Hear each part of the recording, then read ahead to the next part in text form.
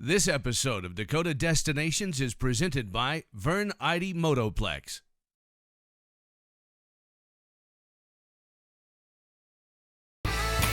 Got it. Yep. Nice one. Nice fish. That's beautiful.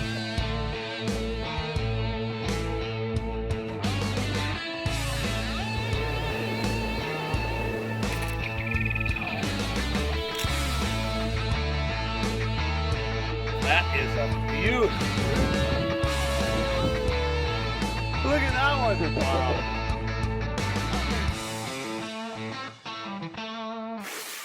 Welcome to Dakota Destinations. I'm your host, Dan Hammer. On tonight's show, we're on the Red River in the northern stretches of North Dakota, near Pembina. We're reconnecting with our friend Brad Durick, North Dakota's top-notch catfishing guide. And today we're on an adventure because Brad has never fished this stretch of water before. And as you can see, well, we're having a little fun today with Brad near Pembina.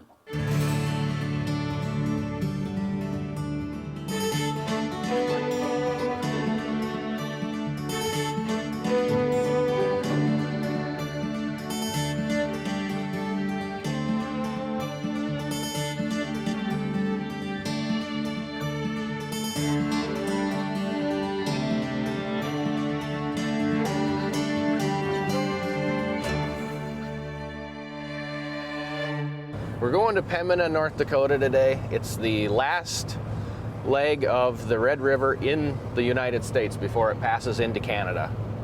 It's, for me, it's totally uncharted water. It's so uncharted, I don't even know where the boat ramp is. We might have to do a few circles through the big city to find it. We're going to assume it's up here. Looks like we found it, Dan.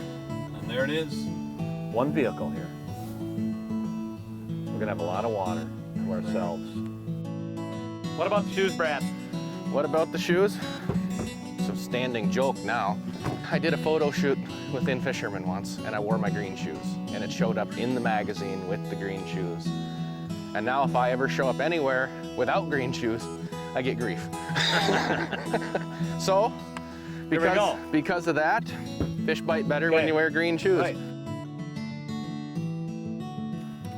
My rod for the day, custom-made Brad Durick Outdoors LLC rod. And this rod is named the Fighting Susie.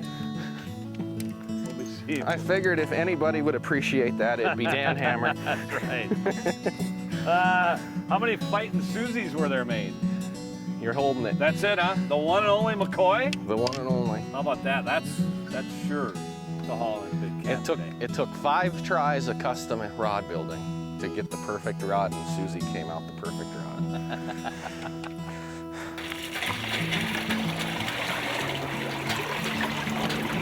Nice clean piece of river.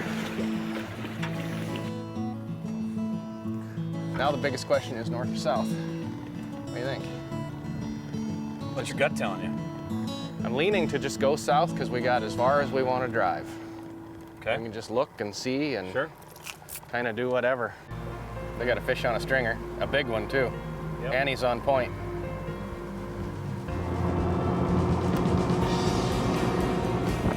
$23, $25. Jam on the outside edge. That's a hole. Right off that stump. We're fishing.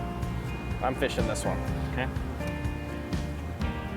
We'll give it about 15 minutes to see if anything's moving and move on.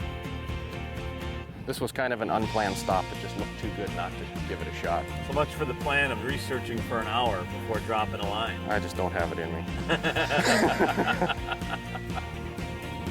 He's swimming that bait into the deeper hole, isn't he, Brad? Yep. I'm gonna be a gambling man. What do you say? Okay. Fish yeah. on. That's a connect.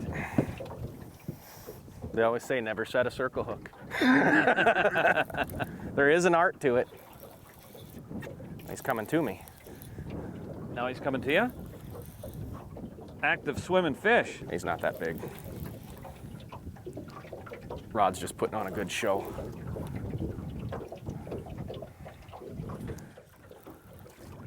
All right, you ready? Yep.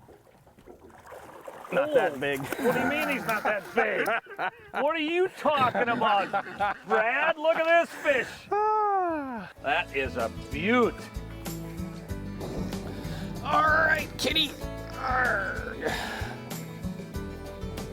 I got him. Very nice. Heck yeah. Catch these all day. Brad Durick has channel catfish dialed in. His numerous hours on the Red River near Grand Forks have given him keen insight on catfish behavior. In the most simplest terms, he is a catfish expert. Yeah. Durick has studied catfish behavior, river and current Very structure, pretty much any and every variable that could determine where and why catfish are behaving as they do. He recently wrote and released Cracking the Channel Catfish Code, a piece of work unveiling some of Durick's most important findings on how a river works and how fish react to the ever-changing conditions. And you can't beat the catfish tattoo that highlights his left arm. You can find Brad Durick outdoors at redrivercatfish.com. And today, a new adventure as he tackles the Pembina stretch of the Red River for the first time. Our Pembina adventure continues next on Dakota Destinations. Dakota Destinations on Midco Sports Network is presented by Vern Idy Motoplex.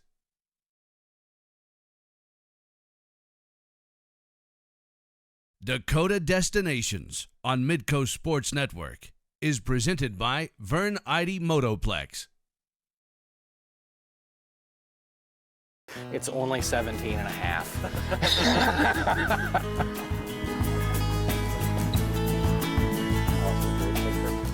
Brad Durick had heard stories about top-notch catfishing on the Pembina stretch of the Red River. But before today, he had never fished the area. So I decided we're gonna go do a little check-in. We're gonna see if these electronics I got work, see if what I know back home is working, what I know about the river and what about catfishing, and we're gonna break this baby down and we're gonna catch us a few fish today. Another fish that's gonna go, I would say. Now we're not even a mile from the access. What are you seeing with your first glance? I'm seeing a whole lot of river. A whole lot of fishable river? A whole lot of fishable river. It's actually gonna be a little harder to dissect than I thought, just because there's so many holes. So, you know, take a look at it. We got 2 deep holes, 2 shallow holes that are solid. We're testing one of the shallow holes. We got God knows how much river ahead of us still. Right. So we're gonna fish fast, look, and go from there. I mean, conditions the last month have been saying fish fast, find active fish. So that's what we're gonna do. We're gonna fish fast and find active. And we're mid-river here. You've been fishing mid-river the last month. Yeah, I'm gonna fish it normal. Just weeks before our trip to Pembina, Brad had been equipped with the Humminbird Onyx 10. One of its features, Auto Chart Live.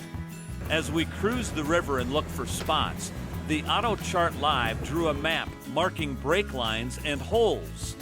The unit's side imaging and down imaging gave us a closer look at those holes. Does that tell us anything? It proved to be a valuable tool and a Look at great that rod. combo with Brad's expertise on catfish. There's a fish on. 3 minutes. Yeah, how about that? It bit like a big fish would. Fish on. Second spot of the day. And again, this is the spot that Brad just could not resist. It was a 25-foot hole. Step under me, Dan. Yep. 25-foot hole off a 9-foot shelf. This fish has got some, It bit big. it's got some shoulders to it. It bit big. Now it's not fighting big. But No, that it's doesn't not mean fighting anything. big once I made the move up to the front of the boat. It might grow.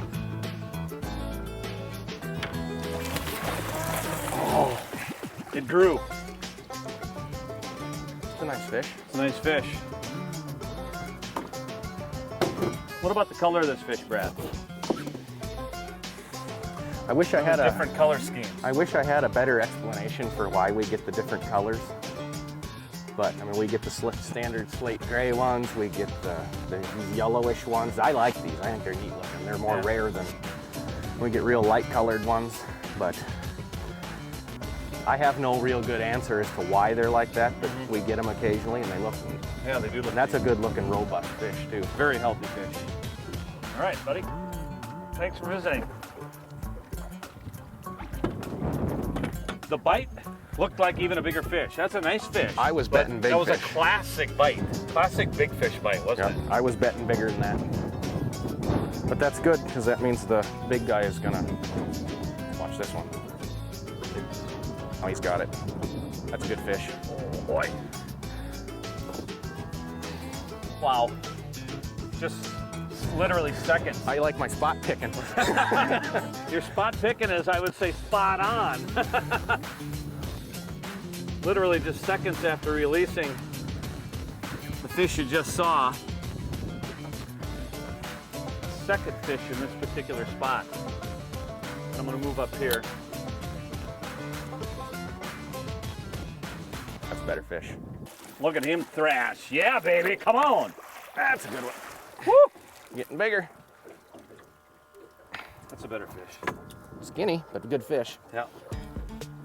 There were early signs that this was going to be a very special day. Brad quickly adapted his game to this stretch of the river. Subtlety is key out here because there's not a lot of structure. A foot equals a hole. That's one of the more overlooked things, especially around the Grand Forks area, because guys are so used to huge holes. Right. You know, ones that drop off 10, 20, 30 feet deep. But when you get in flat water like this is just nothing more than a bowl with a few cuts in it. You've got, you know, if you can find that 1 or 2 foot hole, it can be the mother lode and everybody else has driven over it for the last month. There's the edge. There it is. Isn't side imaging wonderful? There's a fish. There is he. I can't see him there, but there he is right there. That hump right here. Yep. Our pursuit of cats was about to take a break, or at least we thought, when Brad had to do a radio interview from the boat with an Ohio-based outdoors show. Yep, America's finest channel cat fishery, we like to call it. But as Brad did his interview, he pointed me toward a rod. The fight. It's Brad says it's all about the fight. That I use just a good quality mono. That's the simple answer. I use bait caster, pretty much exclusively bait caster. Yes, it's just a really versatile unit. Oh! Whoa!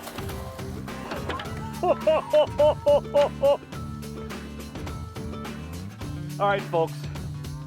We've just landed a huge catfish. Brad is in the middle of a radio interview with Buckeye Outdoors based in Ohio. And we set up a spot as Brad was doing his radio interview, and we have just landed a pig of a catfish. Look at this fish, folks. Wow. I run about a 10-inch snout. All right, Brad, what do you like about this particular hole? I was just driving along and there was a nice little trough and it dumped into a real small, shallow hole, and we're gonna catch a fish here in about 2 seconds. Okay. And I was just like, I need to stop here. There's a fish. I need to stop here, and I need to just not be driving while I'm talking to this guy. Right. And then I'm thinking, well, we can have lines in the water, so I told you to throw the anchor. I just flipping bait There we out go. there. It wasn't even fresh bait. All right, you got a fish on. I got a fish. That's a beauty. This is a beauty. 18 pounds. Buddy, thank you. Thank you for sharing a little time with us. And he slapped me just to say goodbye. Ah, fish on! We've been in this spot 5 minutes. 3. 3 minutes. That's a good fish, too. Been in this spot 3 minutes. I've caught more fish with you today, Dan, than I have all summer. Because you're always working, Brad. You're always the working man in the boat. Today you get to be the... Oh, this is a good one. Good one? Nice. I tend to fight fish low Okay. because I get more leverage on them. I think we got some bulldogging ahead of us. I'm anxious to see this fish. Real anxious to see this fish. Oh my, look at this giant. Get him in there. There you go. Oh, you got him. Wow. That's a good one. Oh my. Life's pretty good right now. Last two fish, 18, and this fish is going to be bigger than 18. We'll 21 pound, 21.3. 21.3 pounds. Beautiful. Pembina, North Dakota stretch of the Red River. We broke it down. This Right. is what everybody dreams of. I'm just lucky enough to have been riding this and I'm digging this new stretch of river. Enjoy it while we got it, because it doesn't get any better than this. Wow. That afternoon on the Red River was just one of those days you dream about as a fisherman. An amazing day. Coming up next, we take flight in hot air balloons in South Dakota.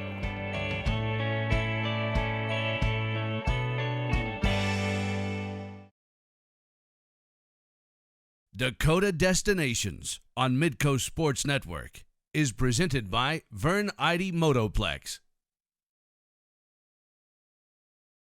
Welcome back to Dakota Destinations. I am David Brown here in Sioux Falls, South Dakota, and we are at the 39th annual Great Balloon Race here at Kenny Anderson Park on the east side of town. Now, what most people don't know about modern hot air ballooning is that it actually got its start right here in Sioux Falls when Raven Industries got a contract for hot air balloons more than 50 years ago. We're going to take a ride high above the skies in Sioux Falls, so come along for the journey.